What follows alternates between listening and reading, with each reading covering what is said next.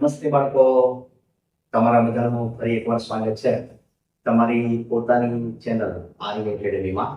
આપણે અત્યારે ચાલે છે ગણિતનું ચેપ્ટર નવોદય સેમી સ્કૂલમાં જે આવે છે એ સરાસરી, બરાબર. એમાં આપણે બેઝિકથી બધી વસ્તુઓ જોઈ.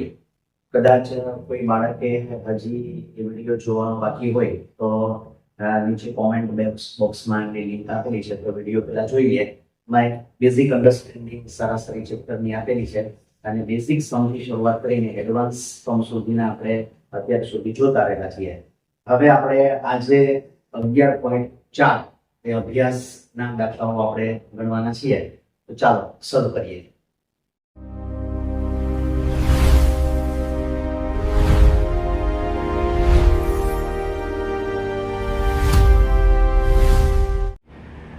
અહીંયા આપેલું છે કે 8, 9, y 6 અને 2 ની સરેરાશ 6 હોય તો y ની કિંમત શોધો. મિત્રો અહીંયા આપણે એક અજ્ઞાત સંખ્યા y આપેલી છે, તો અજ્ઞાત સંખ્યા y આપણે શોધવાની છે. તો આપણે આગળના ચેપ્ટરમાં એવું સમજી ગયા કે તમને જ્યારે કુલ સંખ્યાઓ આપી હોય, અહીંયા કુલ સંખ્યાઓ કેટલી છે? કુલ સંખ્યાઓ તો કે 1, 2, 3, 4 અને 5. એમાં શું છે? 8 છે, 9 છે, y છે, 6 છે અને 2 છે. કુલ કેટલી છે? કુલ 5 સંખ્યાઓ છે તમારી પાસે, બરાબર. અને તમને દાખલામાં સરાસરી પણ આપી દીધી છે. સરાસરી પણ આપી દીધી. સરાસરી કેટલી છે? 6 છે. તો આપણે આગલા જ વિડિયોમાં એવું જોયું કે તમને જ્યારે કુલ સંખ્યાઓ આપી દીધેલી હોય અને તમને જ્યારે દાખલામાં સરાસરી આપી દીધી, તો પહેલું કામ તમારે શું કરવાનું? વેરી ગુડ, આ બંનેનો તમારે ગુણાકાર કરી લેવાનો. ગુણાકાર કરશો એટલે તમને શું મળશે? કુલ સંખ્યાઓનો સરવાળો. કુલ સંખ્યાઓનો સરવાળો તમને મળી જશે કે ભાઈ, બરાબર. આનું સૂત્ર આપણે પહેલા જ વિડીયોમાં જોઈ ગયા છીએ. જેને નથી જોયું એમને નીચે કોમેન્ટ બોક્સમાં આપણી લિંક છે, બરાબર, એ જોઈ ગયા વિડીયો વ્યવસ્થિત રીતે. તો 5 ગુણ્યા 6, એનો મતલબ એવો થયો કે 30 આનો સરવાળો થાય છે. જો આગલા જ વિડીયોમાં આપણે છેલ્લો દાખલો એવો જોયો, બરાબર, કે જ્યારે તમને અહીંયા કુલ સંખ્યાનો સરવાળો મળી જાય અને અહીંયા સંખ્યાઓ અલગ અલગ આપી દીધેલી છે, એમાં એક સંખ્યા શોધવાની છે ને. આગલામાં શું હતું કે 4 વિષયોના માર્ક્સ હતા, બરાબર. એમાંથી 3 ના આપી દીધા હતા, તો આપણે કુલ મળી ગયા, એમાંથી 3 ના બાદ કરી નાખ્યા. તો અહીંયા એવું જ છે, જુઓ મિત્રો, અહીંયા આપણે પાંચે પાંચનો કુલ સરવાળો મળી ગયો છે. મળી ગયો ને. એમાંથી 4 નું તો આપી દીધેલું છે, 4 સંખ્યા તો આપી દીધી, એક જ સંખ્યા શોધવાની છે. તો આ ચારેયનો સરવાળો કરી અને આમાંથી બાદ કરીએ તો આપણે y નો જવાબ મળી જાય. ઈઝી છે, બરાબર. એટલે તમને કોઈ પણ રીતે અજ્ઞાત સંખ્યા પહેલા આપણે આ 4 નો સરવાળો કરીએ. 4 સંખ્યાનો સરવાળો કેટલો થશે? 4 સંખ્યાઓનો સરવાળો કરીશું. આપણે y નથી શોધવાનો, મતલબ કે y આપણને ખબર નથી, તો y મળી જશે હમણાં. તો 8 + 9 + 6 + 2, બરાબર. ચાલો આપણે ખબર છે કે 10 ના પહેલામાં આપણે એને સરવાળો કરીએ છીએ. 8 ને 2 10, 10 ને 9 19, 19 ને 1 20 અને 20 ને 5 25. તો એનો મતલબ એવો થયો કે આનો સરવાળો મને આવ્યો 25. હવે 4 સંખ્યાઓનો સરવાળો 25 આવ્યો અને 5 સંખ્યાઓનો કુલ સરવાળો મને 30 આપ્યો છે. તો મારી જે અજ્ઞાત સંખ્યા y છે એ કેટલી હોય મને ખબર પડી જાય. કઈ રીતે ખબર પડે? હા, આ બંનેનો તફાવત. તો y બરાબર આપણો જવાબ આવે 30 માંથી 25 તમે બાદ કરો એટલે આપણો જવાબ આવશે 5. Very good. ચાલો, તો આપણો સી જવાબ અહીંયા સાચો છે. ધ્યાનમાં આવી ગયું મિત્રો? છે ને ઈઝી, બરાબર. અને કોઈ પણ તમને સંખ્યા તમારે શોધવી હોય તો તમને આરામથી તમારી સરાસરી તમને ખબર હોય અને તમને કુલ સંખ્યાઓ ખબર હોય તો તમને કુલ સંખ્યાઓનો સરવાળો મળી જાય ને તમે આસાનીથી એને શોધી શકો. ઓકે, ચાલો તો આગળનો દાખલો જોઈએ. અભ્યાસ 11.4 માં 3 મોબાઈલ ફોનની સરેરાશ 40,200 છે. જો 3 મોબાઈલ ફોન અને 3 સંખ્યા આપી દીધી, સરાસરી આપી દીધી 40,200. પહેલું કામ શું કરવાનું? મેં કીધું આંખો બીજીને તમારા આવીને ગુણાકાર કરી નાખવાનો, બરાબર છે. ઓકે, ચાલો પહેલા એ કરીએ આપણે. તો આપણે કુલ સંખ્યાઓનો સરવાળો મેળવવો હોય તો બંનેનો સરવાળો કરશું. કુલ સંખ્યાઓનો સરવાળો. તો સૂત્ર આપણને ખબર જ છે કે કુલ સંખ્યા ગુણ્યા સરાસરી. તો કુલ સંખ્યા કેટલી છે? 3 ગુણ્યા સરાસરી કેટલી છે? 40200. બરાબર છે? ચાલો 40200 ગુણ્યા 3 કરીએ આપણે તો 1,20,600 જવાબ આવે. બરાબર છે? જોઈ લેજો, બરોબર જ છે ને? 1,20,600. આ ત્રણેયનો સરવાળો કેટલો આવી ગયો? કે ત્રણ મોબાઈલ છે એ ત્રણેય મોબાઈલની સરાસરી 40,200 છે. તો ત્રણ મોબાઈલની કુલ કિંમત આપણને મળી ગઈ કે ત્રણ મોબાઈલ 1,20,600 ના આવશે.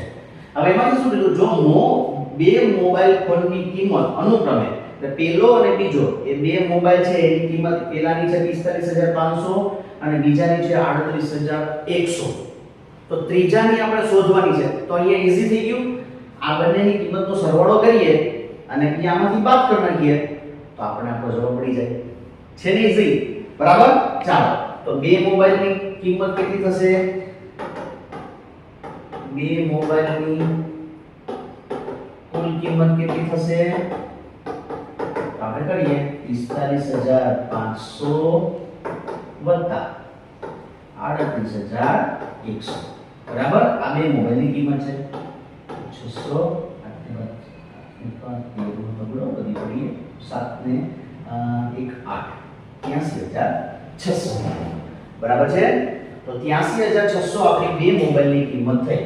તો હવે આપણે આ ત્રણ મોબાઈલની કિંમત થઈ, આ બે મોબાઈલની કિંમત થઈ.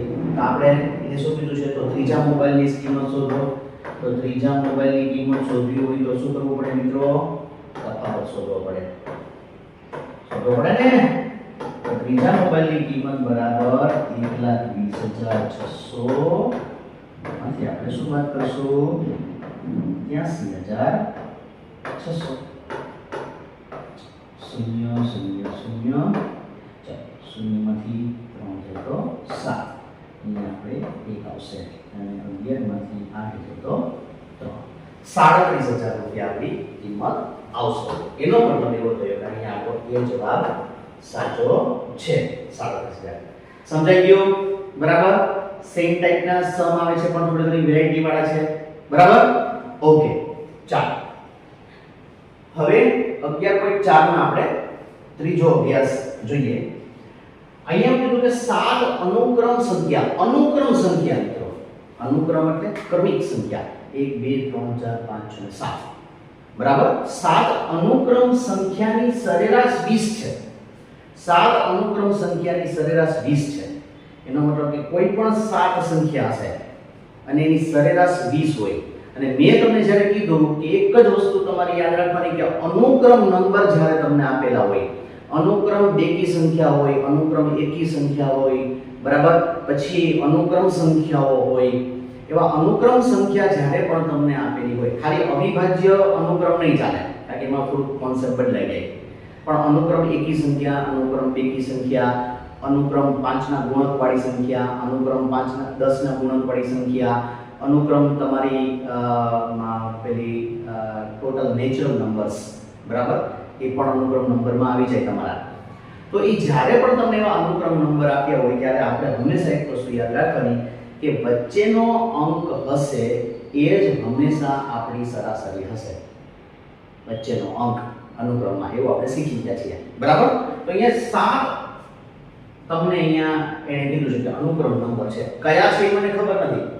1 થી 7 ન હોય કારણ કે 1 થી 7 માં તો વચ્ચેનો નંબર કયો આવે છે? 4 આવે છે. તો 4 મારો અનુક્રમ નંબર નથી. મારો જવાબ છે 20 છે એ સરાસરી. તો મારે અનુક્રમ નંબર તો સિમ્પલ જોઈએ તમને ટેકનિક આપું છું શોર્ટકટ વાળી કે કઈ રીતે કરવું. તો તમારે શું કરવાના? 7 આંકડા કરવાના. 2 3 4 5 6 અને 7. હવે આમાં વચ્ચેનો અંક કયો છે? આ છે ને? 3 આ બાજુ 3 આ બાજુ. તો આપણે અનુક્રમ નંબરમાં એવું શીખી ગયા છીએ કે અનુક્રમ નંબરમાં ક્રમિક સંખ્યાઓમાં હંમેશા વચ્ચેનો અંક હશે એ સરાસરી હશે. તો અહીંયા વચ્ચેનો અંક કયો છે? 20 છે. અને આ અનુક્રમ છે. અનુક્રમ છે તો પછી બધા લાઈનમાં જ છે. અનુક્રમ બેકી કે અનુક્રમ એકી એવું નથી પણ અનુક્રમ જ નંબર છે. તો આની 20 ની પહેલાના ક્યાં ક્યાં આંકડાઓ આવે? 19 આવે, 18 આવે અને 17 આવે. અને 20 પછી 21, 22 અને 23. ઓકે, તો આ થઈ ગયા આપણા અનુક્રમ નંબર. આપણે શોધી લીધું, આપણી બુદ્ધિથી, આપણી કોઠાસૂઝથી આપણે શોધી લીધું કે આ અનુક્રમ નંબર છે. તમે આની સરાસરી કાઢો આ 7 અંકોની, બરાબર, એટલે એની સરાસરી 20 આવશે. એવું આપણે કોન્સેપ્ટથી સમજી ગયા, બરાબર, કે અનુક્રમ નંબરમાં આપણે સાવ વચ્ચેનો આંકડો છે એ જ તમારો સરાસરી હોય છે, બરાબર. ઓકે, હવે એને શું કીધું? તો તેમાં સૌથી મોટી સંખ્યા અને નાની સંખ્યા કઈ? તો હવે આ બધા અનુક્રમ નંબર છે એમાં સૌથી મોટી સંખ્યા કઈ છે મિત્રો? 23. Very good. હા, સૌથી મોટી સંખ્યા કઈ? 23, બરાબર. અને સૌથી નાની સંખ્યા કઈ છે? સૌથી નાની સંખ્યા 17 છે. તો આ આપણો જવાબ થઈ ગયો છે ને, સિમ્પલ. એટલે આમાં કોઈ સૂત્ર મૂકવાની જરૂર નથી. તમે તમારી વ્યક્તિગત થોડી સમજણથી, બરાબર, કોમન સેન્સથી પણ તમે આ દાખલો ગણી શકો, બરાબર. તો આપણો જવાબ શું આવશે? 23 અને 17 આ આપણો જવાબ આવશે, બરાબર. જો હવે અહીંયા જો આ મિત્રો ખાસ જ્યારે તમે આવી સ્પર્ધાત્મક પરીક્ષાઓ આપો છો ને ત્યારે આ બધી વસ્તુઓ ખાસ જોવાની. તમારે જવાબ 17 એ 23 આવ્યો તો અહીંયા જો પહેલા લખેલો છે 17 અને પછી આપેલો છે 23, તો તમે શું કરો કે 17 અને 23 જવાબ આવી ગયો એ સાચો, આવું ટીક કરતા. પણ એવું નથી, એને પૂછ્યું છે શું કે તેમાં સૌથી મોટી, અને સૌથી મોટી પહેલા લખવાની છે અને પછી સૌથી નાની લખવાની છે. તો જુઓ 17 અને 23 જવાબ છે, પણ આમાં નાની અને મોટી છે જવાબ. તો જુઓ અહીંયા આપણો જવાબ બી ડાયરેક્ટલી સાચો થશે. આ મિસ્ટેક ન થવી જોઈએ. આ દાખલો સ્પેશિયલી મેં એટલા માટે તમારા માટે ફ્રેમ કરેલો છે કે તમે જવાબ, એમાં શું એ જવાબ આવતો એટલે બધા વિદ્યાર્થીઓ મોટે ભાગે સીધો કે 17 અને 23 જવાબ આવી ગયો, પણ ખોટો પડે. આવી નાની નાની વસ્તુઓની સ્માર્ટનેસ પણ આ લોકો આવી સ્પર્ધાત્મક પરીક્ષાઓમાં ચેક કરે છે, બરાબર. એટલે ખાસ જોવાનું કે આપણે પહેલા મોટી કીધી પછી જ નાની. એટલે પ્રશ્ન આપણે હંમેશા એવું યાદ રાખ્યું છે કે પ્રશ્ન 2 વાર વાંચો, બરાબર છે. ચાલો, તો આજનું આ વર્ક તમારું કમ્પ્લીટ થઈ ગયું, બધું ધ્યાનમાં આવી ગયું. વ્યવસ્થિત રીતના તૈયારી કરજો, બરાબર. સમજજો, ન સમજાય તો 2 વાર વિડિયો પાછો જોજો, બરાબર. પણ એકદમ શાંતિથી ને સરાસરી ચેપ્ટર એટલું બધું પરફેક્ટ કરી લો કે તમને કોઈ પણ પ્રકારનો દાખલો પૂછાય તો તમારા ભવિષ્યમાં ક્યારેય પણ તમારે પ્રશ્ન આવે ને તમે મૌખિક ગણતરી કરી શકો, બરાબર. તો આજના દિવસ માટે થઈને આટલું, બરાબર. અમારી ચેનલને લાઈક કરો, સબસ્ક્રાઇબ કરો, શેર કરો, વધુમાં વધુ વિદ્યાર્થીઓ સુધી પહોંચાડો જેથી એ પણ આ લાભ લઈ શકે. અને જો હજી તમે સબસ્ક્રાઇબ ન કર્યું હોય તો સબસ્ક્રાઇબ તો તમારે ખાલી એક બટન દબાવવાનું છે, બરાબર. અને સબસ્ક્રાઇબ કરી અને આ વધારે વિદ્યાર્થીઓ સુધી પહોંચાડો. Thank you.